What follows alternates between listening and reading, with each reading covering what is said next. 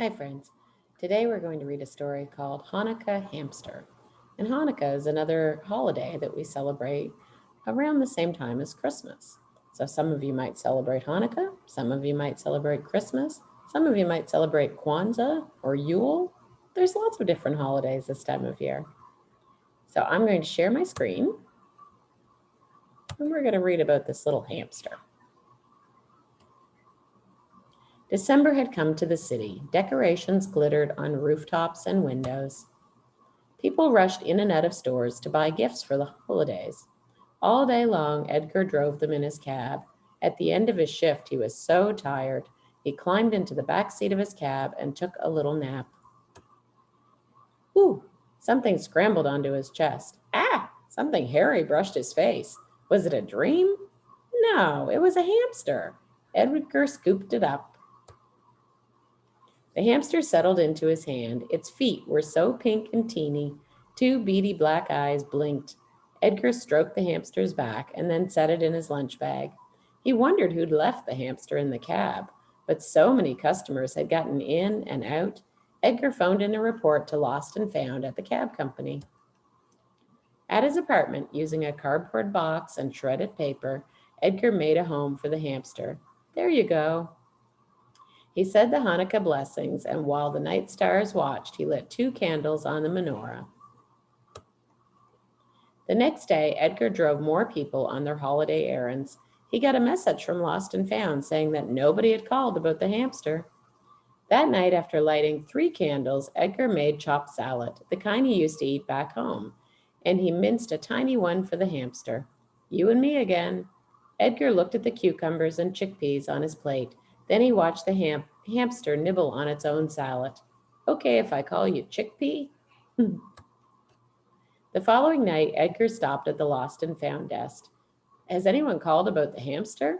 The manager shook her head. Edgar looked at hamster supplies at a pet shop.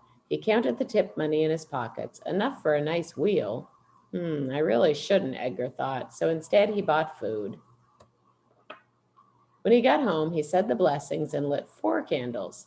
Chickpea got into the bowl with his hamster food. He did a backflip. Was that a little smile? Edgar took pictures on his phone and shared them with his family in Israel. Day 5 of Hanukkah dawned cold and brisk. Throughout his shift, Edgar checked for messages, but no one had claimed the hamster.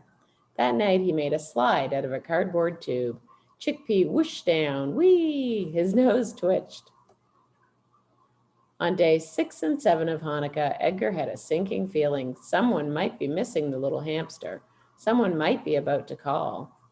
While the Hanukkah candles burned down, Edgar told Chickpea about Tel Aviv, about the outdoor cafes, the palm trees, the warm breezes. He petted him on his black stripe, and the hamster fell asleep. The next morning, Edgar drove a customer to the outskirts of town.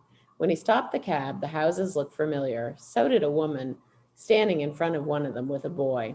She was a woman he'd driven a few days ago, and that must be her son. Edgar felt a punch in his heart. He made himself wave and roll down the window. Little boy, he called, did you lose your hamster? The hamster, the boy cried. I bought him for my classroom, the woman said. He disappeared the same day. She looked closely at Edgar, but I didn't think he escaped during the cab ride. We thought he was hiding in the bedding, the boy said. Then we saw that the cage door was loose. Edgar showed them pictures on his phone. I've been calling him Chickpea.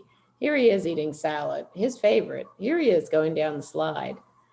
Look at his black stripe. He loves it when you pet him there. The woman squinted down at one of the photos. Do I see a menorah? Yes, said Edgar. Me and the hamster, we've been celebrating Hanukkah together. You and the hamster, the woman said. Do you have family here? No, they're back in Israel. So you live by yourself? Edgar nodded. Oh, it was very kind of you to take care of the hamster and to let us know. No trouble at all, Edgar said. You picked out a good one. He took a deep breath. So I have to return him to you tomorrow before work. The boy touched his mother's arms and the two of them exchanged glances. I think this hamster belongs with you, the woman said to Edgar. He looks right at home. She reached out to shake his hand and wish him a wonderful holiday. That evening, while the stars shone above the kitchen window, Edgar said the blessings and lit all the candles on the menorah. He set out a donut for himself and a new wheel for his friend. Happy Hanukkah, Chickpea.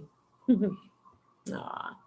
So that was really nice of the woman and her son to let him keep the hamster, because he really made a good friend with the hamster, didn't he? Yeah, he was enjoying having him. Well, I hope you had a great day, and I'll talk to you tomorrow, friends. Bye-bye.